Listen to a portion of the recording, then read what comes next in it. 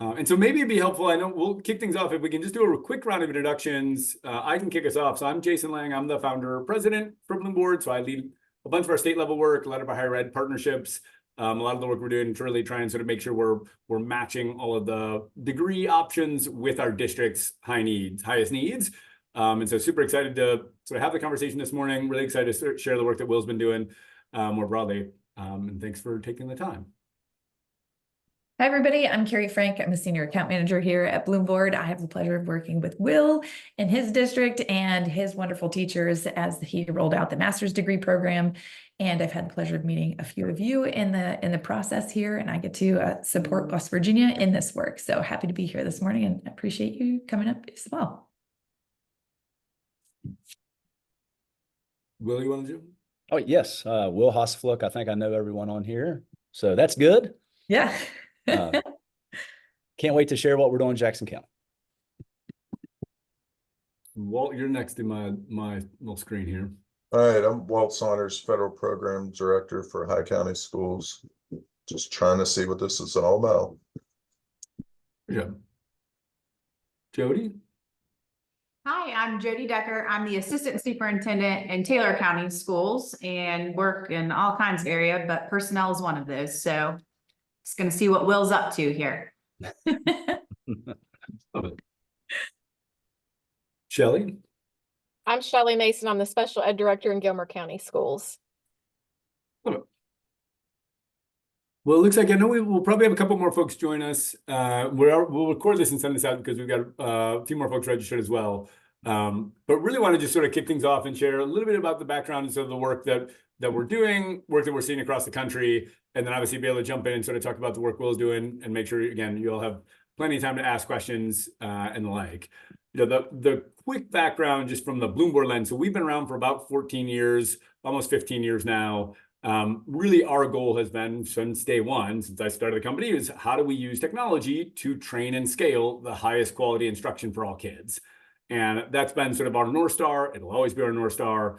And so over time, over the last several years, you know, in the early days, we started out with sort of an Amazon marketplace for PD, and we raised a bunch of money from the Gates Foundation. I got to present to Bill Gates personally about the future of teaching and technology. He's a fascinating character, which is a story for another time, over drinks maybe. But in the grand scheme of things, a lot of our world has been trying to figure out what are the things we can do to just try and help create better, faster pathways to improve instruction for kids. And really that world has now just sort of collided with the teacher shortage in lots of pretty interesting and obviously problematic ways for districts. And so a lot of what we're finding is, you know, just attrition is continuing to, you know, rise. And we know that Will was just mentioned in our sort of prep call, like we know that corporations have now realized that they can steal teachers and they can steal sort of administrative staff, right, at a much easier clip. And generally teachers are pretty amazingly well trained to do a whole lot of jobs. And so that's become a sort of a bigger sort of focus point. And probably more, right, sort of problematically is we're just running out of the ed prep pipeline, and that there just are not enough 20-year-olds who want to be teachers anymore. And when we find this across some of our marquee districts, so University of Louisville graduated 16 candidates last year from their prep program. LSU graduated 5. And so we're just in a really bad, I mean, even University of Florida, we do a ton of work in Florida across state, right? University of Florida used to have 2,000 candidates a year in their program coming through the state. They are the marquee, right, sort of teacher prep. This is the first year ever they've dropped below 100. And so we're just actually now, right, sort of running out of bodies. And it gets a little scary because in the next 3-4 years, what we're finding is if you overlap the attrition rates and the retirement curves from the baby boomers with the ed prep enrollment, right, we end up in a world 3-4 years from now that just gets really hard to sort of see how we can retain teachers long enough and how we can sort of, you know, actually sort of continue to sort of build the pipeline given where we are. And so a lot of our world has been trying to figure out what are the retention tools, what are the sort of pipeline tools, how do we sort of align those to special ed and some of these high need, right, secondary sort of offerings to really help sort of make that process much more efficient. And in particular, what we've learned is it's really about trying to sort of create a different model for higher ed that's much more convenient and frankly, much more sort of embedded in the day-to-day job.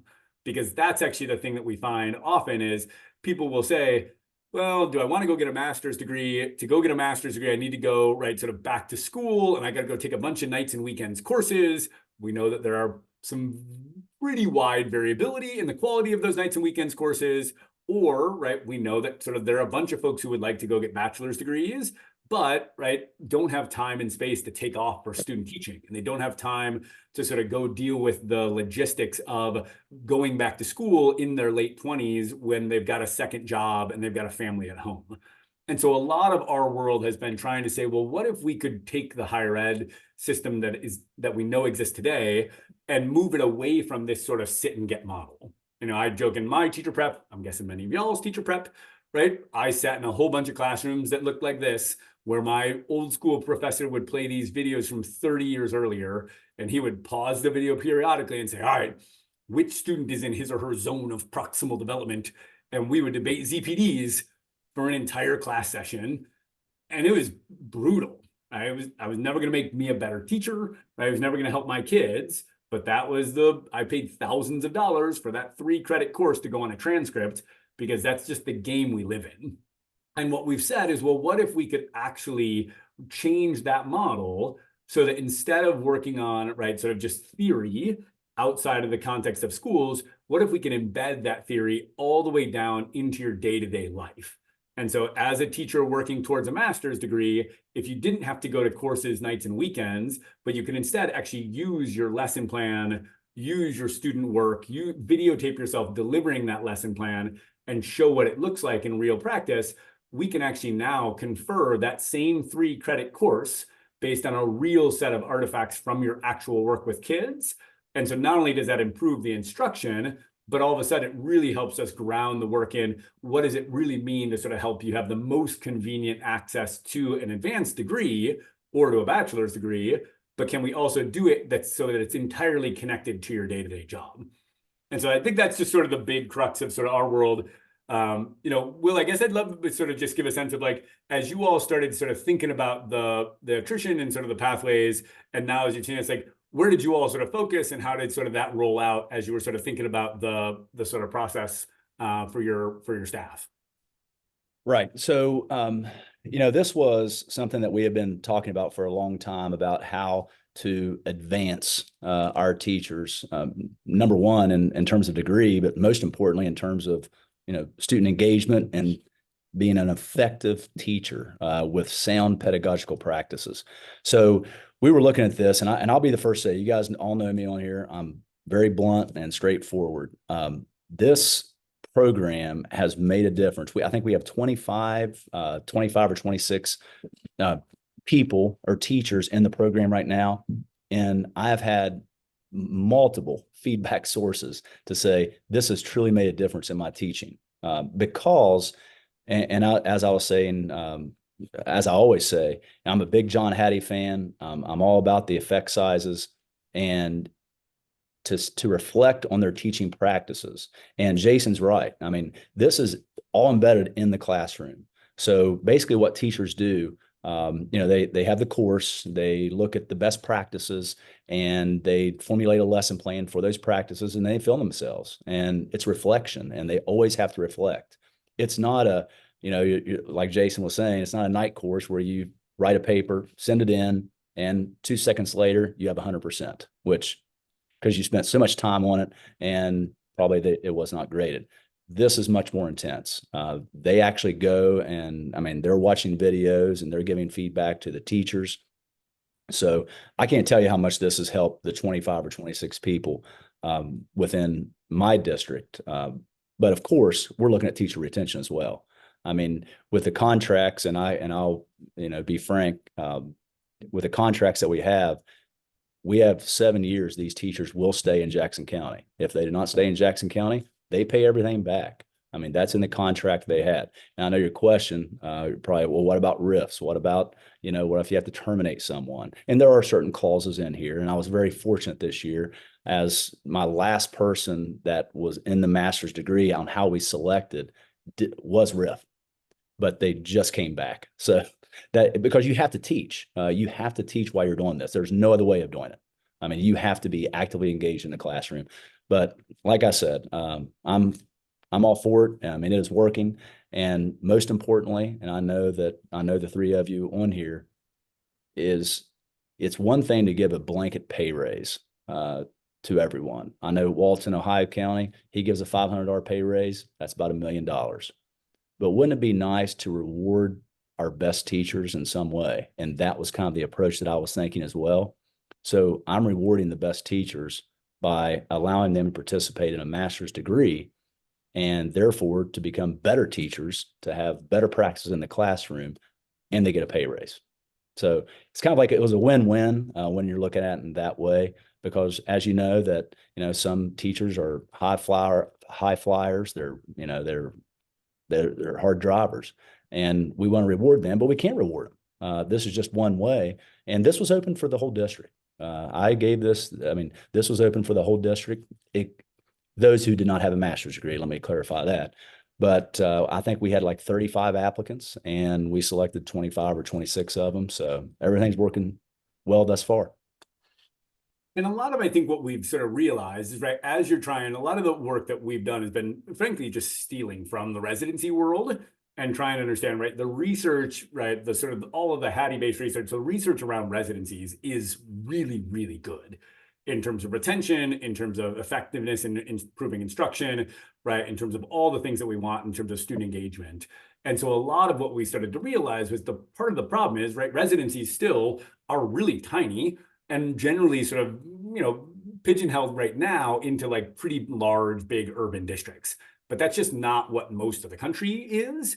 And so a lot of what we started to realize is that there's just this really big gap between what higher ed can certainly offer and how they can sort of integrate that work and what school districts are dealing with on a day-to-day basis. And so we said, well, what if we could help bridge that gap and basically make the residency model really approachable for every district in the country, and really use it as a way to think about, well, how could I connect this to my special ed pathways? How can I connect this to my master's degree pathways? What are the different sort of things we're doing? And so a lot of what our BloomBoard world is we've sort of created that bridge. And the way that we go about it is, right, we actually are the learning management system for the higher ed institution. So depending on which degree, depending on which area, all of the learning that the candidates are doing, that the master's degree or bachelor's degree candidates are doing, is actually in our system. And all the faculty engagement happens in that same system, which means we get to track every click.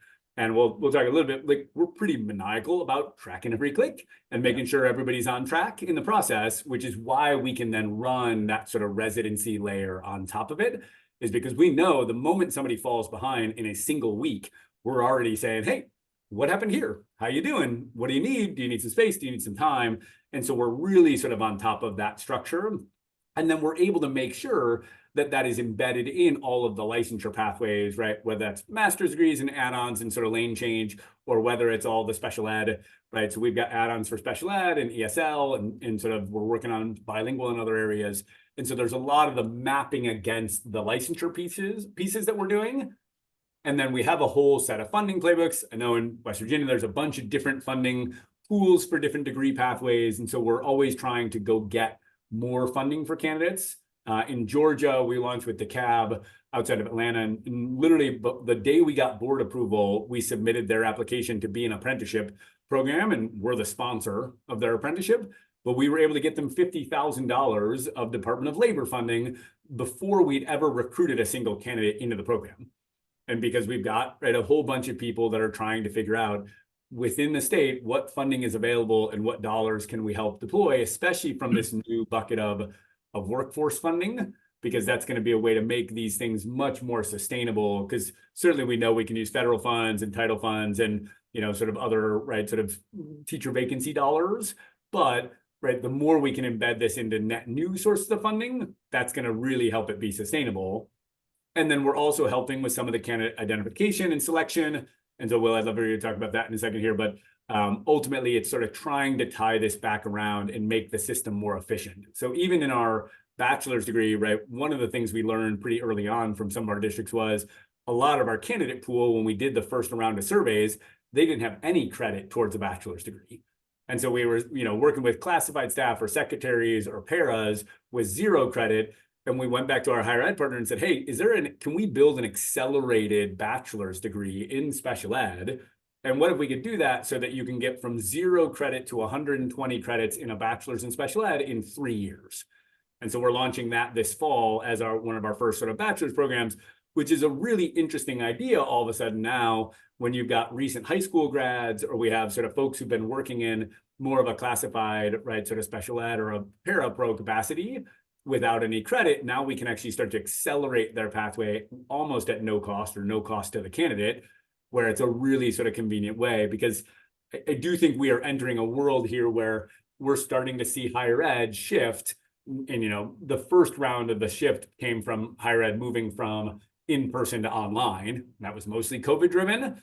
And now we're just seeing higher ed, because of the way the corporate world has responded to trying to steal more educators. We're seeing higher ed say, well, maybe online is not enough in its own right. And then we actually need to move to on the job.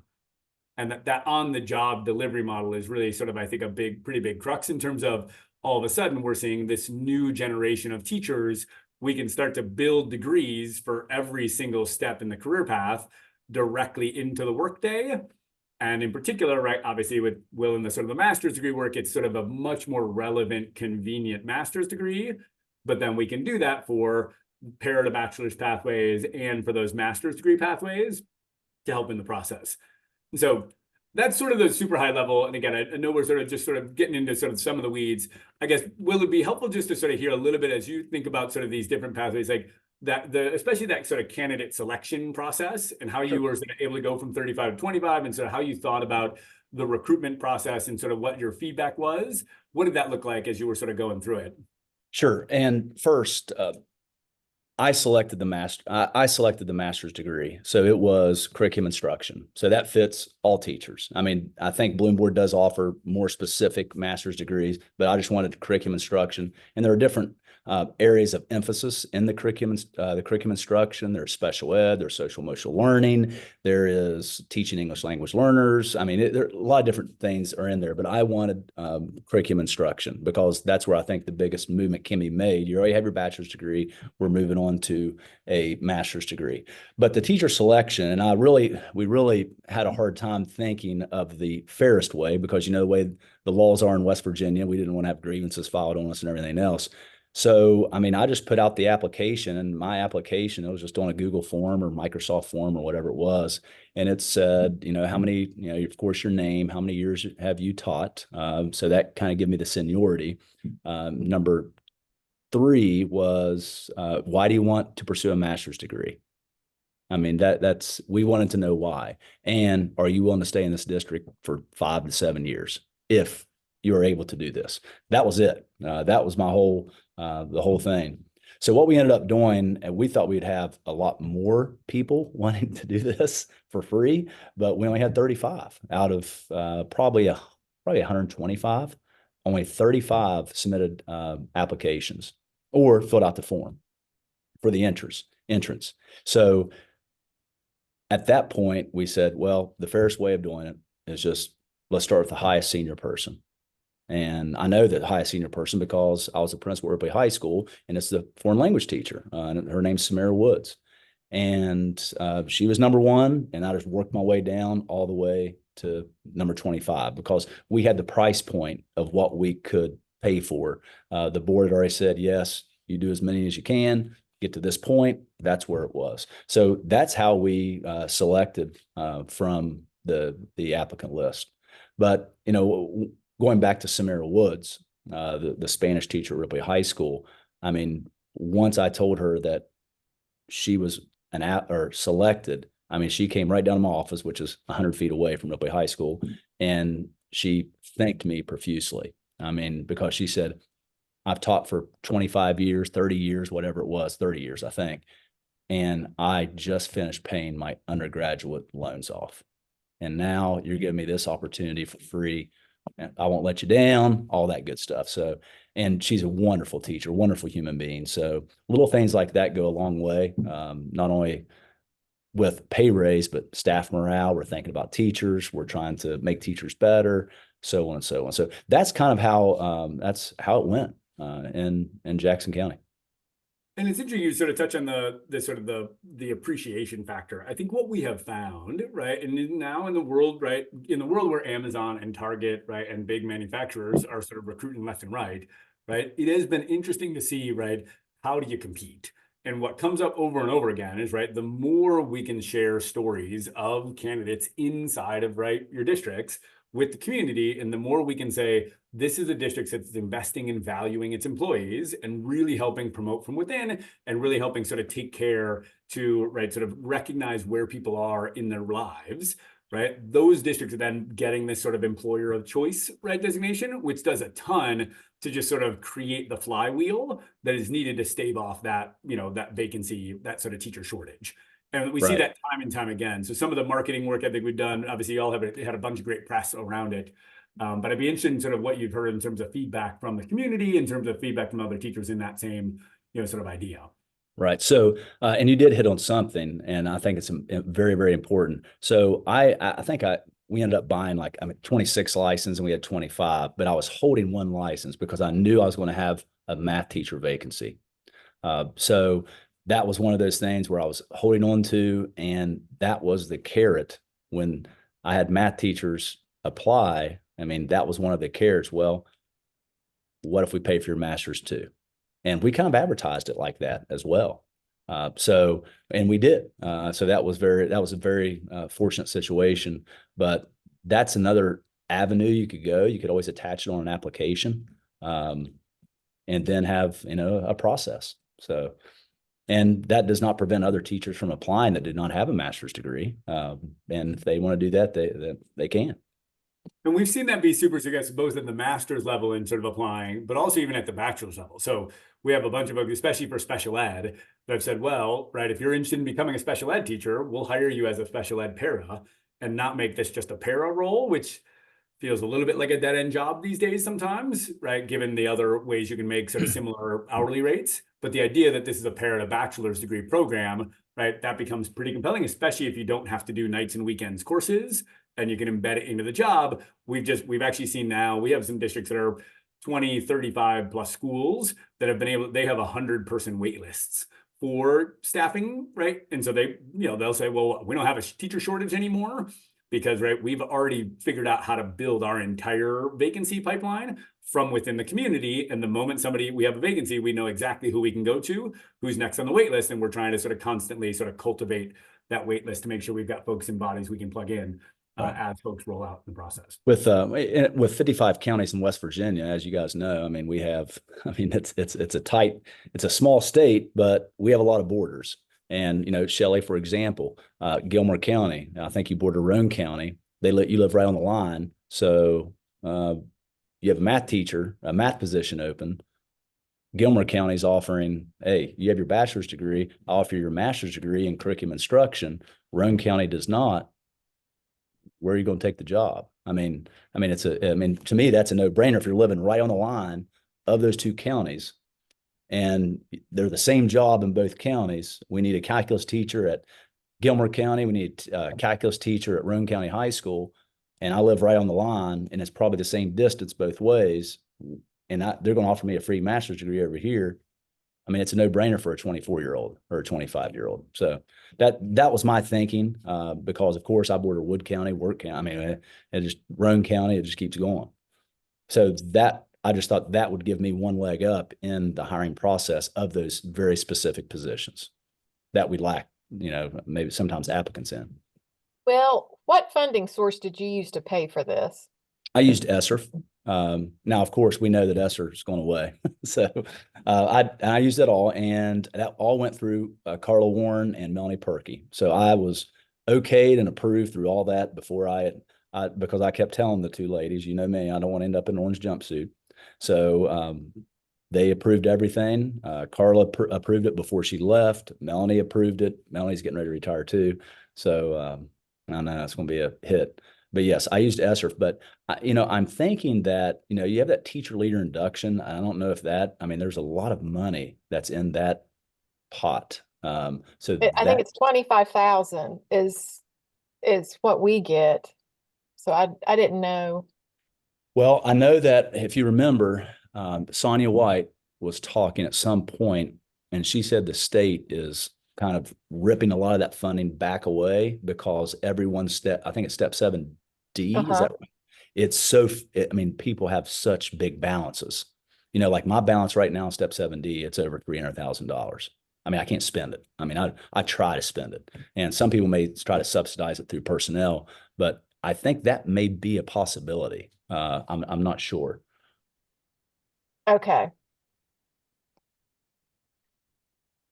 And certainly we've seen this is where, you know, obviously the more creative and the more sustainable we can get, both with, right, sort of existing budgets or other vacancy budget balances or other induction sort of things, right? A lot of the work that we're doing inside of, like, our team is trying to figure out what are these funding pools, right? Whether it's title funds for various, right, ESL, right, special ed sort of needs, whether it's some of this, the workforce dollars, right? The apprenticeship world has sort of gotten a ton of, you know, a ton of excitement. The apprenticeship funding may actually not be the best funding source. It might actually be this sort of separate pool called incumbent worker dollars that we've been working through. And so we know that there are a lot of different funding buckets, and we know that this obviously is something we need to make sure is super sustainable in the process. But what we found is, right, the vacancy budget itself is one of these big areas where if you have vacancies or if you've got sort of a way to stave off, right, or keep a teacher for 7 years, right, that's going to stave off a vacancy that you're then going to have to sort of deal with. And so there is some ways to help make it a much more sustainable, right, sort of funding model in the process. And that some of that's sort of pretty district specific, but as we're starting to get deeper into a lot of what we're trying to help districts is make sure that we have a good plan for how you get to 0 vacancies. That's one of these key areas, is understanding what the budgeting sort of pieces are and how you're using credit reimbursement dollars, right, other sort of specific funds, because often it's going to braid those together. But we've also been able to keep the cost of the degree relatively low to be able to make it something that's more sustainable in the process. Are there other questions that you all have in terms of the process? Again, I want to sort of open up and make sure we've got time to sort of just really dig into sort of what's most helpful for you all in terms of both the model and the sort of the overall approach, and then we can get into some implementation questions that I'm sure you may have as well in the process here. But other questions overall? I just need a clarification. I must have missed something. IHE, it keeps showing up. Oh, sorry, Higher Ed, Institute of Higher Ed. So that's usually our university partners. So, you know, we don't, we sort of work with a whole portfolio of higher ed partners.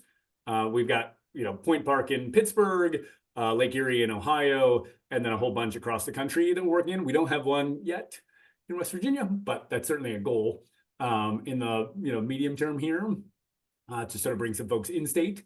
But a lot of the work we also navigate is the out of state licensure processes to make sure that all of our higher ed partners are full EPP, Ed Prep partner approved programs. They're all fully accredited. They're all CAPE accredited. So they're all sort of covering off all of the licensure requirements. We won't work with anybody who doesn't satisfy licensure in the process. And so that's sort of our sort of main bar in the process. I think our partner is Oklahoma Christian University. So, and another thing, Walt, and everyone on here is, you know, I was very hesitant on how all this would work, but Jason's right. I mean, they have a person watching every single click your teachers make.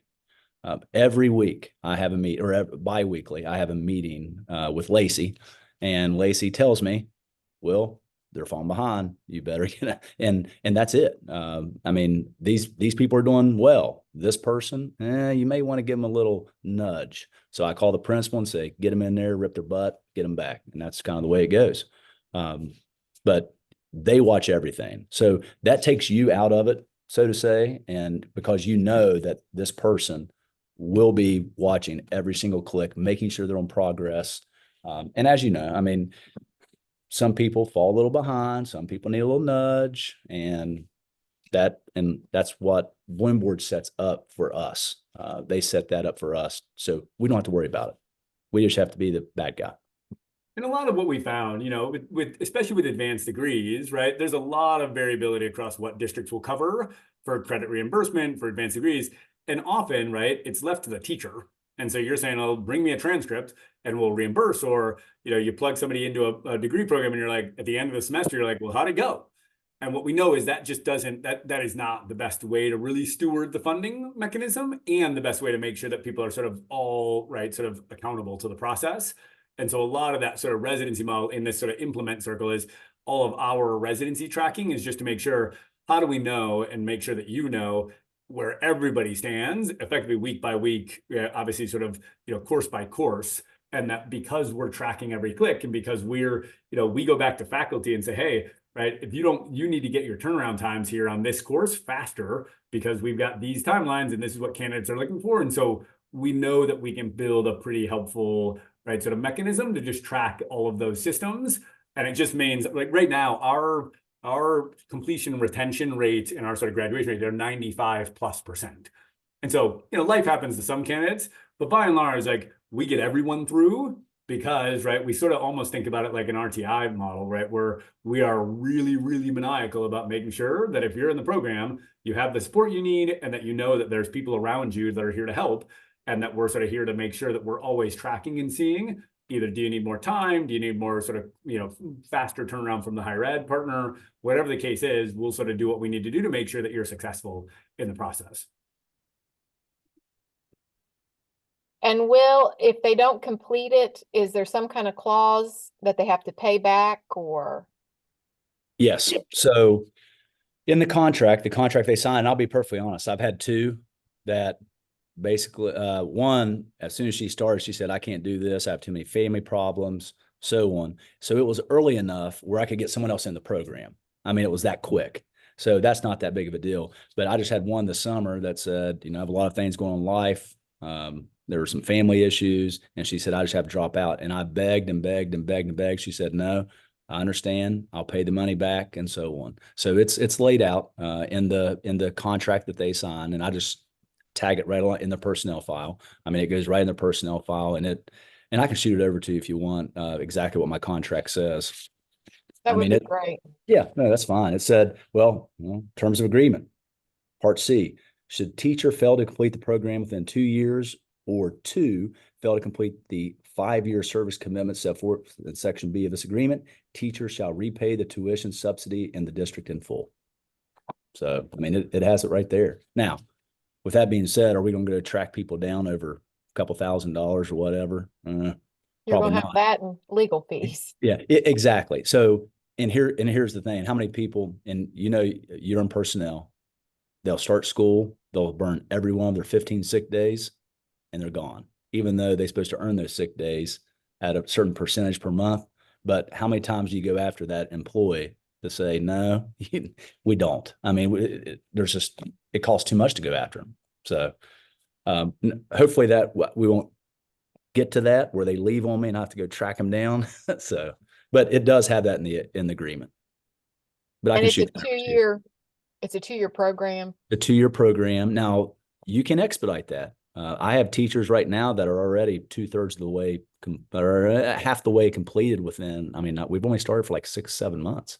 So, I mean, they can accelerate as well. So yes, it's a 2-year program and then it's a 5-year commitment after that. So really it's 7 years you'd keep your teachers. It's also, I mean, this is one of the things I think as we started to get more into this longer term strategic planning side of the HR personnel work, this is, I think, one of the interesting sort of trade-offs to figure out, like, what are those retention mechanisms? And we found this even with some of our districts in Florida and our districts in Illinois is, right, we're finding that districts are saying to recent high school grads, hey, right, if you're concerned about debt, right, and you don't know really what you want to do yet in life, but you're, right, sort of like you were a good student in school, right? What if we could help buy your bachelor's degree, or we could get you in a program that sort of could actually get you sort of a free degree, and then you stay and teach with us for 5 years, you get a lot of good skills, and then you can go off, and now teachers can be recruited from lots of different places into other industries. And so it's a really interesting way to think about how we rebuild that pipeline. And again, how we sort of manage that against some of these high need areas, some of the special ed areas, or as a master's degree program, how do we really think about what is that sort of retention mechanism to just continue to sort of build the longer term pipeline? Because we know, right, especially in some of the alt-cert pathways, if you got folks coming in with a bachelor's out of field, the retention data on alt-cert right now is pretty rough, right? And so it's really trying to figure out how do you sort of lock those folks in longer. And often what we hear, especially this is where the residency data is pretty interesting, is, if you're coming in without an ed degree, often you just haven't had the classroom management and you haven't had the coaching and feedback in a real classroom to, stave off some burnout. Because if you're not controlling the classroom well, like, it's just a harder job. And so a lot of what we're finding is, especially for the MAT programs that we're running, a lot of these sort of master's degrees for career switchers, the more we can get them really good feedback in classroom management on the job in their first couple months, the more we know that that's actually a really great way to make sure that they're going to stay longer, because they're just feeling much more successful in their job. And that's just a very different approach than having them go do degrees, in a course in a classroom and learn some theory and then come back and try to deal with, a classroom of kids where you're like, this could be a tough one. Other questions, other thoughts or comments? Otherwise, we can jump into some of the implementation pieces. And Tricia, if I got that correctly, welcome. So you jumped in earlier. I don't know if you want to introduce yourself or if you have any specific questions that you're hoping to answer.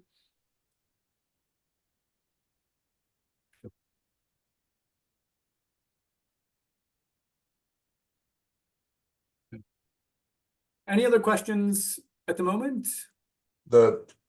Obviously we gotta get the cost at some point, but is it a upfront cost or is it spread out over the 2 years? I know Will said he used ESSER, but is it a total one, like write the check for the 2 years or? No, so the other nice part about our world is we basically can cater it to the semester, right? So ESSER was its own funky question because, right, the nice thing in our world is you're never going to pay for, right, courses that aren't actually engaged in real enrollment. And so effectively what we do is we look at the semester enrollment, semester by semester, right, course by course, and that's really what we're billing you for. In ESSER, a lot of our districts, we basically, they sort of paid up front and they just have a credit in our account. And so if a teacher rolls off, we can sub a teacher right back in. And sort of you don't lose those funds in the process. Or if you've got a teacher who said, makes it through X number of courses, like we've got a refund policy where we'll try and get you back as much of the funding as we can.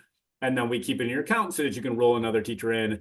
But it gives a little bit more flexibility to try to manage that process and figure out, well, what does it look like to be able to sort of make it really sort of efficient in how you'd actually need to manage it. But ultimately, right, it's a question of every semester, then we can send, effectively sort of the bill against the set of enrollment you have. And so you're never going to pay for anything that you don't have real active enrollment in the process. And then the cost itself really just depends a little bit on sort of what the actual degree programs are. And so I can pull open some of that here in a sec, but really it just depends on sort of what are the actual programs that you're working through and how many credits and what does that look like. And then to the point, right, what are the actual sort of cost in terms of the actual, the degree partner in terms of the time investment. So most of our partners tend to be in the $400, 400 credit hour, $400 to $450 a credit hour.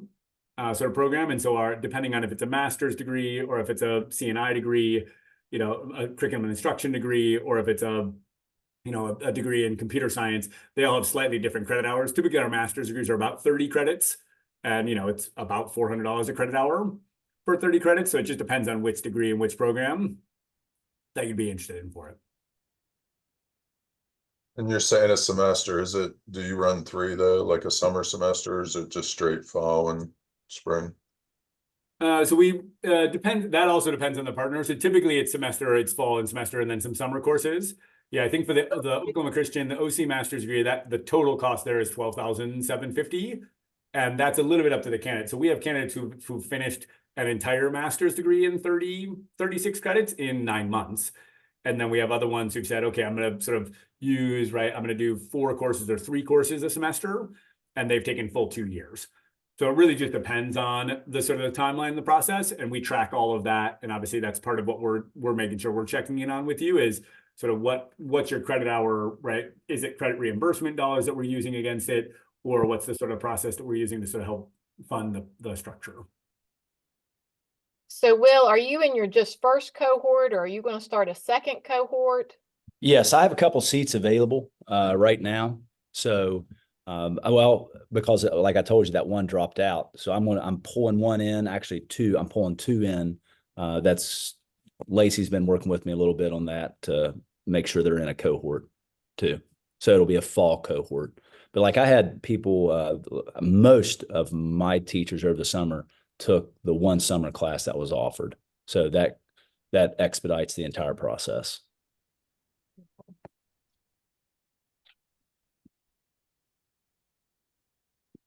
Other questions?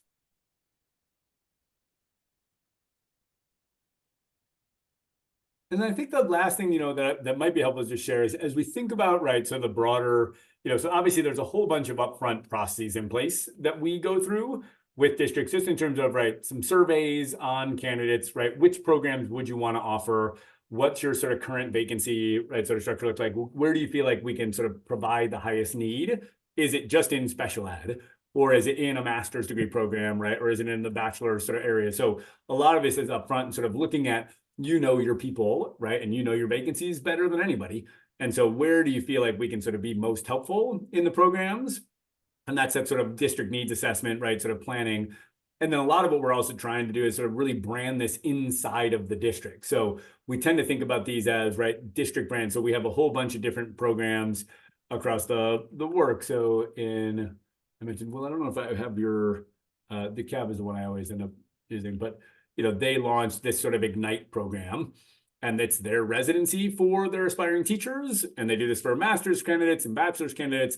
And the whole idea is, right, we're sort of, in the grand scheme of things, like I joke with our team all the time, like no one ever really needs to know that BloomBoard exists, right? Because at the end of the day, it's not really, right, your teachers want to know that the district is valuing them. And so what we really care about is, are you getting credit for showing that you're investing in valuing your districts? And how do we sort of show what that looks like? And how do we create the narrative that's really about the district getting all the credit for the program? And it's all going to be backstopped by a real, right, accredited degree pathway and sort of all the licensure that it needs. But we spend a lot of time trying to sort of build this in so that it can be a recruitment tool and can help make the district more competitive in the process. And that it's got, right, the candidates understand that there's a ton of support in the process there. And so that's really a lot of what we do up front in terms of just the sort of implementation support work. And then a lot of the retention, right, that 5-year retention, we've got MOU language from a whole bunch of different folks that we can share for what that looks like. And then we're always trying to figure out how would you want to market this? So, we do these signing ceremonies. They're always, super interesting, where we're having, teachers sign their contracts, right, and sort of talk about the program, and some of them bring their families. We have a superintendent in Texas they're doing their signing ceremony this fall in hot air balloons because they're elevating the profession. And so it's a really interesting way, right? They're going to get the Channel 5 news to come out, and their superintendent would say, like, I've got a wait list of 75 people in my program because, like, people know that we're going to invest in and value you, and that we're the place to go. If you're in any one of these border areas, we're the place to go. That's really exciting to see what that might look like. And that, I know Will had, I think you had 100% of the folks in the program come to your board meeting, right? And the news came out to cover it. And so we've got some really interesting ways to sort of highlight the candidates in the program and highlight why the district is really the sort of the driver behind that. And then from there, right, often what we're doing is, right, really sort of thinking about the implementation. So we recruit those candidates in, we get them all into the application process, we get them some, signed up, and then it's really this sort of whatever, it's bi-weekly, every other week, every week, where we're sort of making sure that all of the candidates have the support they need, that they're getting through, right, they're getting support from the faculty, that they get time and space in their classrooms, in their environments, and that we've got to align the right sort of funding reimbursement policies in the process. And then ultimately, right, a lot of it comes down to sort of how do we now celebrate success? So as Will's cohorts start to graduate, we've got a whole bunch of graduation ceremony, right, sort of things that we'll do, and we'll try and make sure that we're really publicizing in the community, right, that these folks have been successful, right, the district's really bought in and supported them in the process, and that there's ways to sort of think about this as a really viable career pathway. Because frankly, we need to help try and change the narrative, right, in the broader, sort of society today, that just teaching's not a field that you can be successful and that you want to go into. And I think we're trying to do a lot more in that space in terms of just reframing that narrative, because we know that there are, right, we have pretty good data that there are a lot of folks in our communities that would like to be teachers. They just don't feel like it's sort of often a viable pathway. And a lot of that comes from, right, a bunch of noise and a bunch of the other, right, sort of not necessarily sort of real outcomes. But we know that there is a way to really start to change the pipeline and build it from within communities, and that's ultimately going to be the thing that sort of staves off the shortage and really helps kids the most. Is the more we can grow our own teachers from within and lock them down for longer timelines, right? That's what it's going to take to really sort of be successful and make it work. Any other questions, thoughts, comments, concerns? Yeah, I like the retention part, but the pipeline of getting someone in the job to get their first degree too seems so. I'm sure you have information to share with us. You have our emails. Yep. That would be something that I would really be interested in. Just that pipeline of retention, I agree, it is important, but if we don't have anybody, it's hard to retain them. And that's kind of what we're hitting. So that pipeline seems a little more interesting at this point.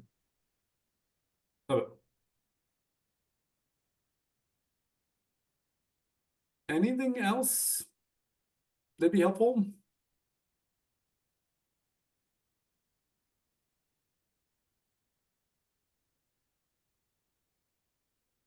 All right. Well, we really appreciate your time. And we'll really appreciate all your leadership and all your sort of thoughtfulness in the process. And we're super excited about where this work continues to grow and expand. So thank you so much. And certainly if you have questions, we'll follow up on email. If you have other questions, let us know. Again, Carrie and I are both right in Pittsburgh, so we're pretty close by. If we need to come on site, we need to sort of come out and sort of meet. We know the usual board craziness for all these things. So happy to talk through it. Yeah. So thanks all for the time. All right. Hey, Will, great job. Very interesting. I like Thank the you all. holding the master's degree over that math person. We're just Oh, they applied in Ohio County, but no, they didn't. given the match. We're just stealing right now. That's all you get. Teachers. That's all I do Everybody's all the moving time. south. They move from Brook to Ohio, and we lose them to Marshall. So Yeah, that's see, you're in that competitive pool right there. Yeah. So It's kind of like Doddridge County, it's kind of like Doddridge and everyone else around Doddridge paying. Right. So it's definitely a tool that could be used. I like that idea. Yep. See you guys. See you soon. Thank Thanks, everybody. you. Good Thanks, day. everybody. Bye-bye.